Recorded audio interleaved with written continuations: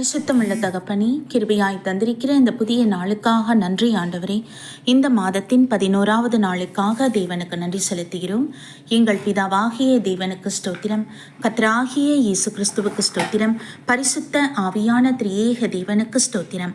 இந்த நாளிலும் கூட வாசிக்கும்படியாய் தெரிந்து கொள்ளப்பட்ட வேத பகுதி யோபுவின் சரித்திரம் 42ஆம் அதிகாரம், வசனங்கள் 1 முதல் 8 வரை. அப்பொழுது யோபு கர்த்தருக்கு பிரதியுத்தரமாக, தேவரீர் சகலத்தையும் செய்ய வல்லவர், நீர் செய்ய நினைத்தது தடைப்படாது என்பதை அறிந்திருக்கிறேன். அறிவில்லாமல் ஆலோசனையை மறைக்கிற இவன் யார்? ஆகையால் நான் எனக்கு தெரியாததையும் என் புத்திக்கு எட்டாததையும் நான் அறியாததையும் அலப்பினேன் என்கிறேன். நீர் எனக்கு செவிகொடும், அப்பொழுது நான் பேசுவேன். நான் உம்மை கேள்வி கேட்பேன், நீர் எனக்கு உத்தரவு சொல்லும். என் காதினால் உம்மை குறித்து கேள்விப்பட்டேன், இப்பொழுதோ என் கண் உம்மை காண்கிறது. ஆகையால் நான் என்னை அருவருத்து தூளிலும் சாம்பலிலும் இருந்து மனஸ்தாபப்படுகிறேன் என்றான். கர்த்தர் இந்த வார்த்தைகளை யோபோடே பேசின பின் கர்த்தர் தேமானியனான எலிப்பாசை நோக்கி, உன்மேலும் உன் 2 சிநேகிதர் மேலும் எனக்கு கோபம் ஒழுகிறது. என் தாசனாகிய யோபு பேசினது போல் நீங்கள் என்னை குறித்து நிதானமாய் பேசவில்லை. ஆதலால் நீங்கள் 7 காளைகளையும் 7 ஆட்டுக்கடாக்களையும் தெரிந்து கொண்டு என் தாசனாகிய யோபினிடத்தில் போய் உங்களுக்காக சர்வாங்க தகன பலிகளை இடுங்கள். என் தாசனாகிய யோபுவும் உங்களுக்காக வேண்டுதல் செய்வான். நான் அவன் முகத்தை பார்த்து உங்களை உங்கள் புத்தியீனத்துக்கு தக்கதாக நடத்தாதிருப்பேன். என் தாசனாகிய யோபு பேசினது போல் நீங்கள் என்னை குறித்து நிதானமாய் பேசவில்லை என்றார் என்பதே. கர்த்தருடைய நாமத்திற்கு மகிமை உண்டாவதாக. பரிசுத்தமுள்ள தகப்பனே, கிருபையான வார்த்தையினால் இன்று எங்களோடு பேசுவதற்காக நன்றி அப்பா. அப்பா பிதாவே, யோபு என்ற தாசனை நாங்கள் பார்க்கும் பொழுது அவருக்கு நீர் அருளின சகிப்புத்தன்மை, பொறுமையின் ஆவி, நிதானத்தின் ஆவி, ஆண்டவரே, இது எல்லாவற்றையும் ஐயா இந்த நாட்களிலே வாழ்ந்து கொண்டிருக்கிற எங்களுக்கும் நீர் அருள் செய்வீராக.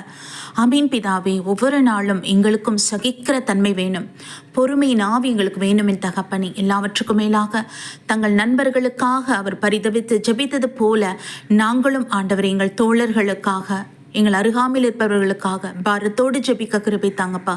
ஜெப ஆவியை கொடுங்க ஆண்டவரே. ஒவ்வொருவரையும் உணர்ந்து அவர் தேவைகள் எல்லாவற்றையும் அறிந்தவர்களாக ஜெபிக்கக்கூடிய ஜெப ஆவியின் அபிஷேகத்தை எங்கள் ஒவ்வொரு மீதும் நீர் ஊற்றி அருள்வீராக தகப்பனே.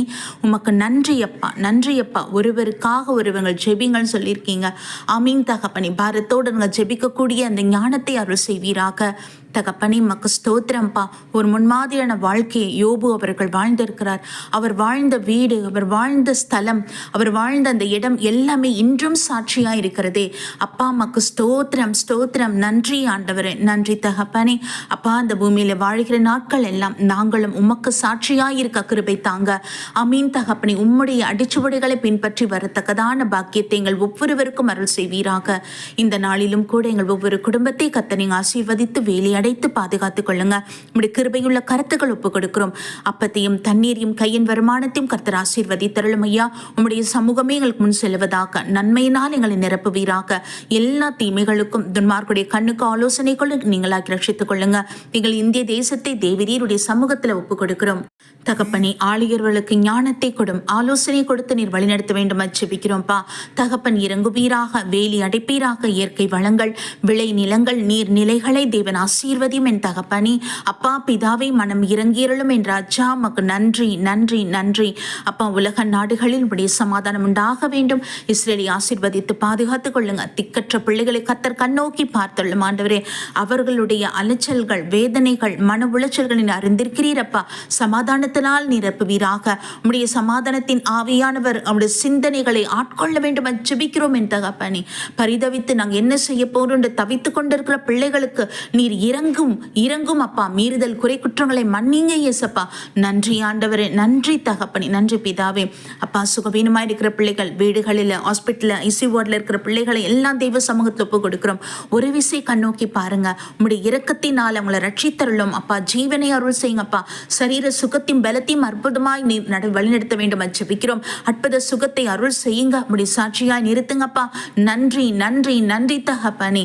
அப்பா, வேலையிலும் கூட கடன் சுமையினால் அவதிப்படுகிற பிள்ளைகளை தெய்வ சமூகத்தில் அர்ப்பணிக்கிறோம். என் தேவன் அப்பா, வருகிற வருமானம் வீட்டுக்கு போதலன்னு நினைப்பாங்க தகப்பனே. அப்பா, குடும்பத்தை நடத்த போதாதபடியான சூழ்நிலை இருக்கும் என் ராஜா.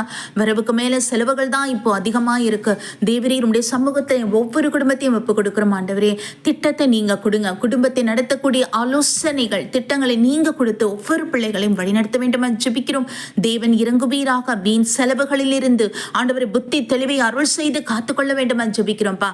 உமக்கு நன்றி ஆண்டவரே. நன்றி தகப்பனே. இப்படி ஊழியக்காரர்கள், இப்படி பரிசுத்தவான்கள், ஊழியக்காரிகள், தீர்க்கதரிசிகள், வேதாசிரியர்கள், விசுவாச குடும்பங்களை தெய்வ சமூகத்தில் ஒப்பு கொடுக்கிறோம் ஆண்டவரே. தேவனுடைய அக்கினி ஜுவாலையாய் மாற்றுங்க அந்த நாட்களிலே. ஆமீன் தகப்பனே.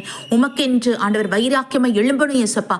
நன்றி நன்றி நன்றி செலுத்துகிறோம், நன்றி செலுத்துகிறோம். உமக்கே மகிமை செலுத்துகிறோம். எல்லா தீமைகளுக்கும் நீங்களாய் ரட்சித்துக் கொள்ளுங்க. கர்த்தராகிய இயேசு கிறிஸ்துவின் நாமத்தில் எங்களை தாழ்த்தி ஒப்பு கொடுத்து ஜெபிக்கிறோம் ஜீவனுள்ள நல்ல பிதாவே, ஆமீன். நம் பிதாவாகிய தேவனுக்கும் நம் கர்த்தராகிய இயேசு கிறிஸ்துவுக்கும் பரிசுத்த ஆவியான திரியேக தேவனுக்கு ஸ்தோத்திரமும் துதியும் கனமும் மகிமையும் வல்லமையும் ஞானமும் பலமும் சதா காலங்களிலும் உண்டாயிருப்பதாக. ஆமீன், ஆமீன், ஆமீன்.